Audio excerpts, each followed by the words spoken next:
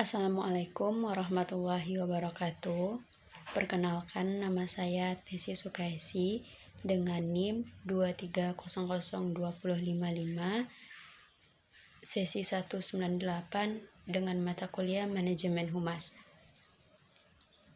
Pada tugas video kali ini, saya akan menjelaskan tentang peran dan fungsi komunikasi dalam humas atau public relation.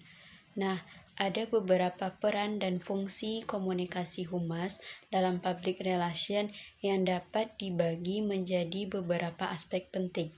Yang pertama itu ada peran komunikasi dalam humas atau public relation sebagai yang pertama berperan sebagai fasilitator komunikasi.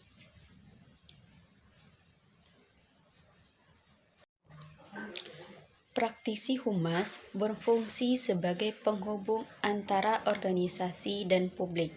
Mereka harus mampu mengelola dan mendesain komunikasi yang efektif baik untuk publik internal seperti karyawan maupun publik eksternal seperti masyarakat. Hal ini termasuk bagaimana menyampaikan informasi yang jelas dan akurat, tentunya mengenai kebijakan, produk, dan layanan organisasi. Yang kedua, berperan sebagai penyampaian pesan. Dalam humas, komunikasi tidak hanya berperan tentang menyampaikan informasi, tetapi juga tentang bagaimana pesan dan informasi tersebut disampaikan. Penyampaian pesan ini tentunya harus efektif dan efisien agar pesan ini dapat diterima dan dipahami oleh audiens yang dituju. Tentunya dalam penyampaian pesan ini harus adanya pemilihan kata, nada, dan media yang tepat untuk mencapai efektivitas komunikasi tersebut. Selanjutnya, berperan dalam membangun citra dan reputasi. Komunikasi yang baik dapat membantu membangun dan mempertahankan citra positif organisasi, tentunya melalui strategi komunikasi yang efektif.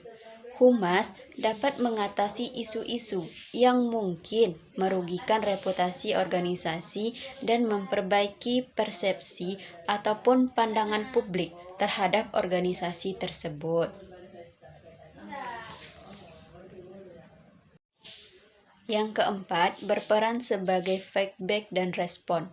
Komunikasi dalam humas juga melibatkan mendengarkan dan merespon umpan balik dari publik. Hal ini penting untuk memahami bagaimana pesan tersebut diterima dan untuk melakukan penyesuaian jika diperlukan. Respon yang cepat dan tepat serta baik dapat meningkatkan hubungan antara organisasi dan publik, yaitu dengan masyarakat. Selanjutnya, berperan sebagai penyelesaian masalah. Humas juga berperan dalam memfasilitasi proses pemecahan masalah.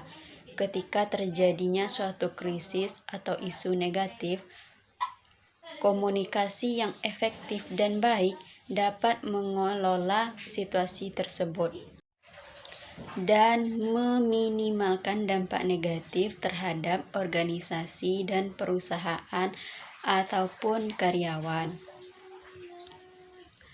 Dengan demikian, komunikasi dalam humas bukan hanya sekedar penyampaian informasi saja, tetapi juga mencangkup pengelolaan hubungan, membangun reputasi, serta menciptakan dialog dan komunikasi yang konstruktif antara organisasi dan publik.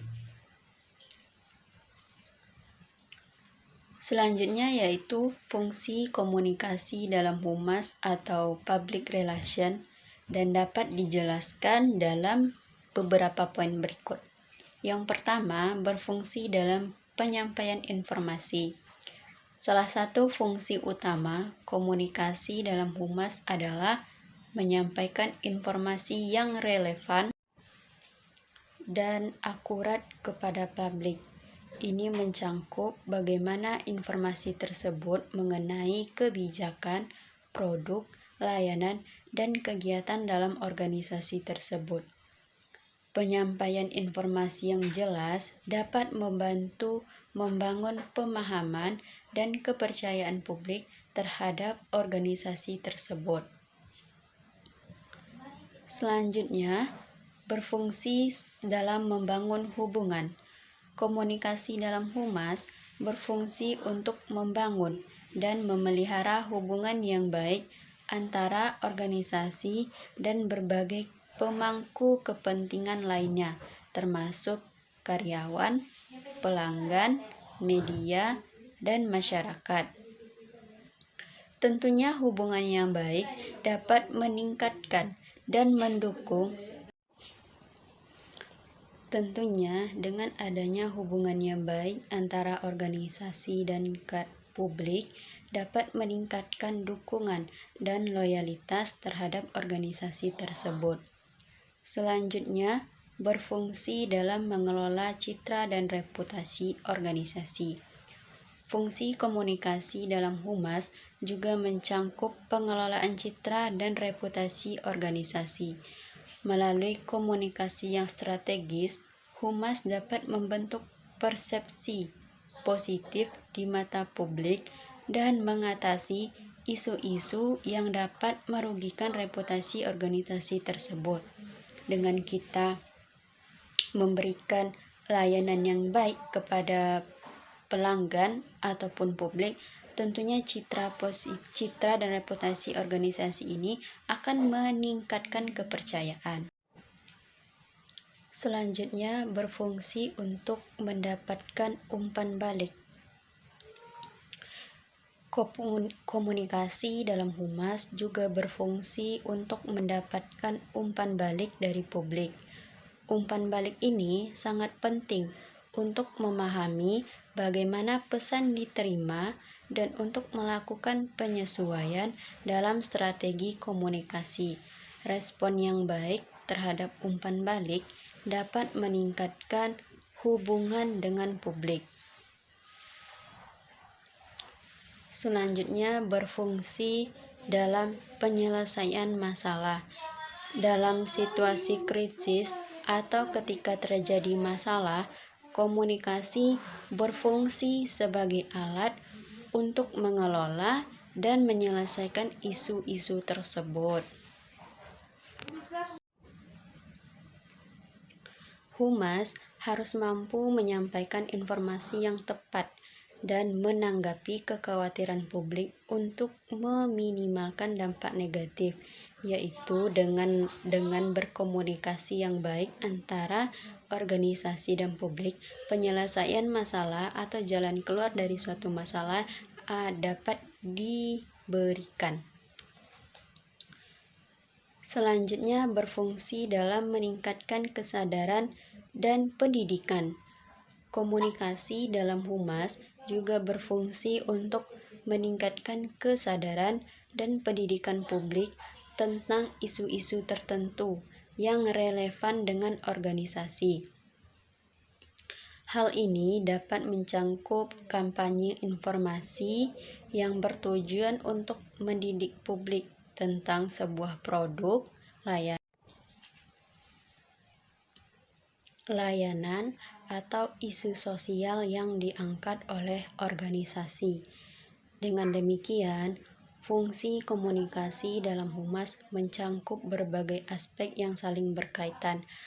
Fungsi dan peran ini saling berkaitan satu sama lain, yang mana semua tujuannya untuk mencapai hubungan yang positif dan saling menguntungkan antara organisasi dan publik. Jadi, baik organisasi ataupun publik perlu memahami peran dan fungsi komunikasi ini dalam humas agar tujuan yang kita ciptakan tadi dapat tercapai dan menciptakan lingkungan yang positif terhadap organisasi dan publik juga. Sekian. Baiklah, sekianlah penyampaian materi tentang peran dan fungsi komunikasi dalam humas atau public relation dari saya. Jika ada kekurangan dan kesalahan, saya mohon maaf. Saya sudahi dengan Assalamualaikum warahmatullahi wabarakatuh.